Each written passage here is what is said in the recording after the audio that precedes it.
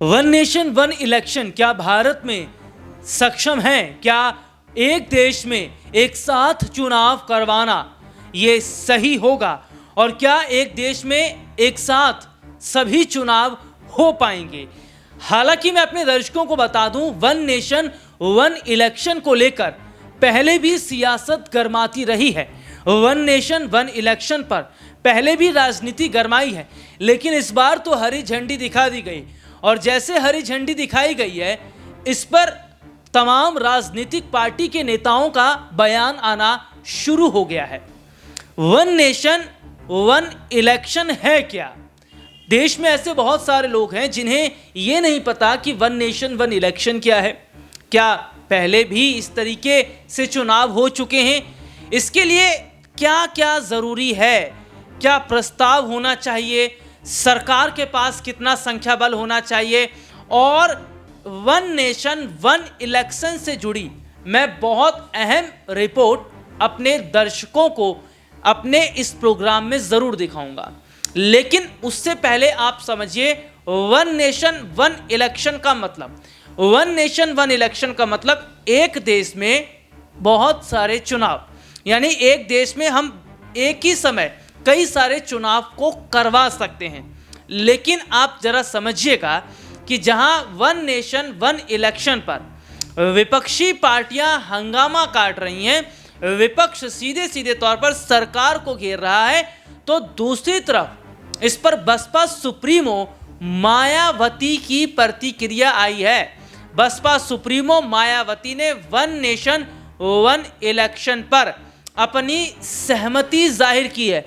थोड़ा कुछ रिपोर्ट मैं अपने दर्शकों को ज़रा पढ़कर बताऊंगा। देखिए, मेरे पास इस वक्त कुछ रिपोर्ट्स तैयार की है मैंने, और ये जो रिपोर्ट है इसके ज़रिए मैं अपने दर्शकों को वो तमाम चीज़ें तो बताऊंगा, लेकिन साथ ही साथ ये भी बताऊंगा वन नेशन वन इलेक्शन कैसे उत्तर प्रदेश में प्रदेश के मुख्यमंत्री योगी आदित्यनाथ के लिए मुश्किलों को खड़ा कर रहा है। यानी सीएम कुर्सी खतरे में है योगी आदित्यनाथ की, क्योंकि साल 2027 में होने वाला विधानसभा चुनाव 3 साल पहले होने वाला है। उत्तर प्रदेश में बीजेपी इसके लिए अभी तैयार नहीं है। तो क्या अब उत्तर प्रदेश में योगी आदित्यनाथ का जो सियासी सफर है वो थम रहा है? क्या नौबत कुर्सी जाने तक आ जाएगी?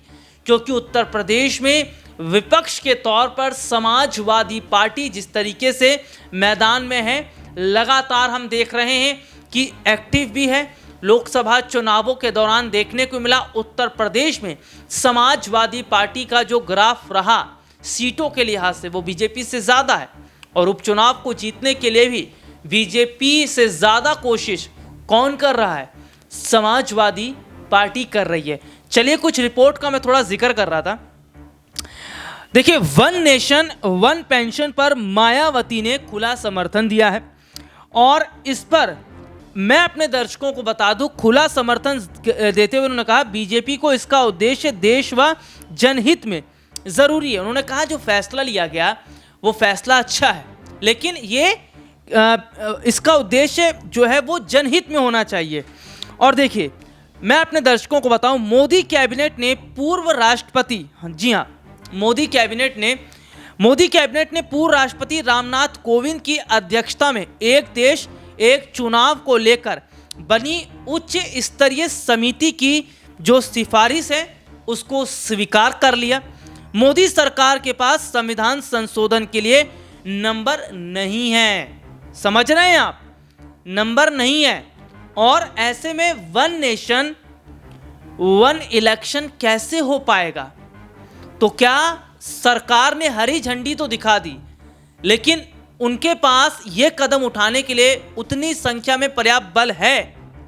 लेकिन मैं अपने दर्शकों को बता दूं कि जो वन नेशन वन इलेक्शन की बात हो रही है ना साहब, इसके तहत पहले भी चुनाव हो चुके हैं। जी हां, देखिए हमारी ये खास रिपोर्ट। देश में 1951 से 1967 के बीच एक साथ चुनाव हुए थे, लेकिन उसके बाद मध्यावधि चुनाव समेत तमाम कारणों से चुनाव अलग अलग समय पर होने लगे। सभी चुनाव एक साथ कराने के लिए काफ़ी प्रयास करने होंगे, जिसमें कुछ चुनावों को पहले कराना तथा कुछ को देर से कराना शामिल है। ये खास रिपोर्ट आपने देखी, यानी कि इसके तहत पहले भी चुनाव हो चुके हैं। हालांकि ये कहा गया कि उस समय वो जो चुनाव करवाए गए वो उतने सक्षम नहीं हो पाए, इसीलिए हमने देखा उसके बाद में अलग अलग चुनाव होने लग गए। विधानसभा के चुनाव, लोकसभा के चुनाव, निकाय चुनाव, उपचुनाव। लेकिन मैं अपने दर्शकों को बता दूं कि ये जो सरकार ने हरी झंडी दिखाई है वन नेशन वन इलेक्शन को, इसका चुनावों पर, जो चुनाव विधानसभा के कई राज्यों में होने वाले हैं, जी हाँ, उसका कितना चुनाव पर फर्क पड़ेगा और कब कब हैं चुनाव, देखिए। इस साल मई जून में लोकसभा चुनाव हुए थे। उसके साथ ही ओडिशा, आंध्र प्रदेश, सिक्किम और अरुणाचल प्रदेश में विधानसभा चुनाव हुए। जम्मू कश्मीर और हरियाणा में विधानसभा चुनाव प्रक्रिया अभी चल रही है, जबकि महाराष्ट्र और झारखंड में भी इस साल के अंत में चुनाव होने हैं। जबकि दिल्ली और बिहार उन राज्यों में शामिल है जहां 2025 में चुनाव होने हैं। इसके अलावा असम, केरल, तमिलनाडु, पश्चिम बंगाल और पुडुचेरी की मौजूदा विधानसभाओं का कार्यकाल 2026 में समाप्त होगा, जबकि गोवा, गुजरात, मणिपुर, पंजाब, उत्तर प्रदेश और उत्तराखंड की विधानसभा का कार्यकाल 2027 में समाप्त होगा। हिमाचल प्रदेश, मेघालय, नागालैंड, त्रिपुरा और तेलंगाना में राज्य विधानसभाओं का कार्यकाल 2028 में समाप्त होगा। वर्तमान लोकसभा और इस वर्ष एक साथ चुनाव में शामिल राज्य विधानसभाओं का कार्यकाल 2029 में समाप्त होगा। 1999 में तत्कालीन विधि आयोग ने अपनी 170वीं रिपोर्ट में प्रत्येक 5 वर्ष में लोकसभा और सभी विधानसभाओं के लिए एक ही चुनाव कराने का प्रस्ताव रखा था। एक संसदीय समिति ने 2015 में अपनी 79वीं रिपोर्ट में 2 चरणों में एक साथ चुनाव कराने का सुझाव दिया था। रिपोर्ट आपने देखी, जिसमें विस्तार से हमने अपने दर्शकों को दिखाया। और मैं थोड़ा अपने दर्शकों को बता दूं, कमेटी ने 18 संशोधन की सिफारिश की है। यानी कि ऐसे ही नहीं वन नेशन वन इलेक्शन होगा, इसके लिए 18 संशोधन, यानी कि इसमें 18 संशोधन किए जाने, इसकी सिफारिश की गई है।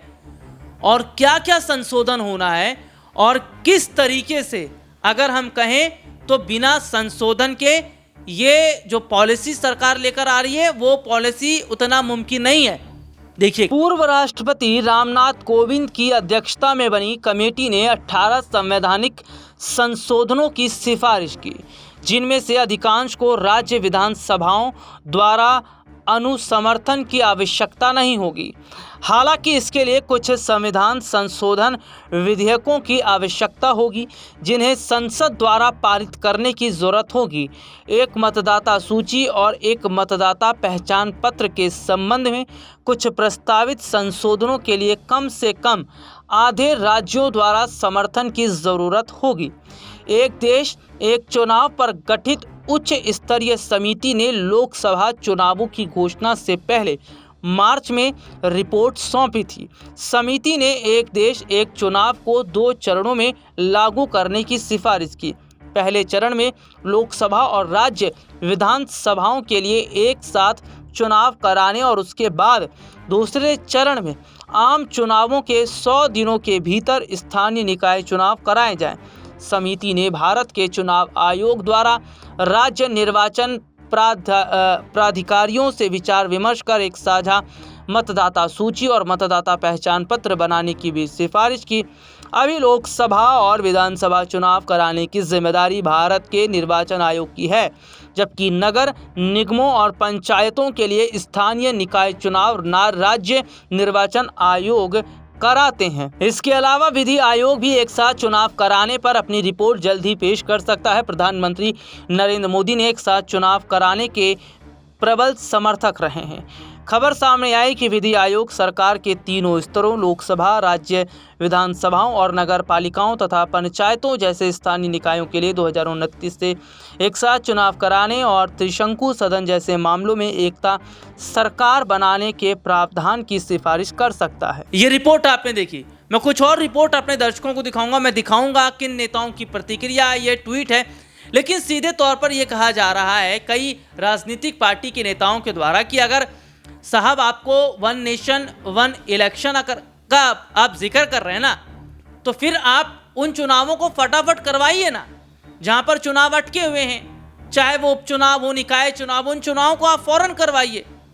लेकिन हम ये देख रहे हैं कि उन चुनाव को आप जल्दबाजी, उन चुनाव को आप नहीं करवा रहे हैं। तो वन नेशन वन इलेक्शन की जो सरकार स्कीम लेकर आ रही है, क्या विपक्ष इससे डर रहा है? कहीं बीजेपी को तो ही नहीं, उल्टा इसका नुकसान उठाना पड़ेगा, क्योंकि जो लोकसभा के जो चुनाव हुए हैं उस चुनाव में क्या हाल भारतीय जनता पार्टी का रहा, सीटों के लिहाज से देखा जाए कई राज्यों में जिस तरीके का झटका लगा, ये एक बहुत बड़ी बात है कि क्या ये जो फैसला है, जो हरी झंडी दी जा रही है, कहीं ऐसा ना हो ये हरी झंडी सरकार के लिए ही मुश्किल खड़ी कर दे। लेकिन इसमें कितनी कठिन है भारतीय जनता पार्टी की राह, ये राह साहब आसान नहीं है। आपको तमाम मुश्किलों से गुजरना पड़ेगा, तब जाकर आप ये नियम लागू कर पाएंगे। और क्या है वो कठिन रहा बीजेपी के लिए? देखिए, बीजेपी का एक देश एक चुनाव का प्लान तभी सफल हो सकता है जब संसद द्वारा 2 संविधान संशोधन विधेयक पास हो। इसके लिए बीजेपी को कई राजनीतिक दलों के समर्थन की ज़रूरत होगी। अभी बीजेपी के पास अपने दम पर लोकसभा में बहुमत नहीं है।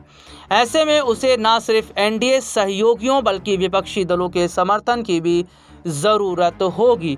चूँकि ये बिल संविधान संशोधन से जुड़े हैं, ऐसे में ये तभी पास होंगे जब इन्हें संसद के 2/3 सदस्यों का समर्थन मिलेगा। यानी लोकसभा में इस बिल को पास कराने के लिए कम से कम 362 और राज्यसभा के लिए 163 सदस्यों का समर्थन जरूरी होगा।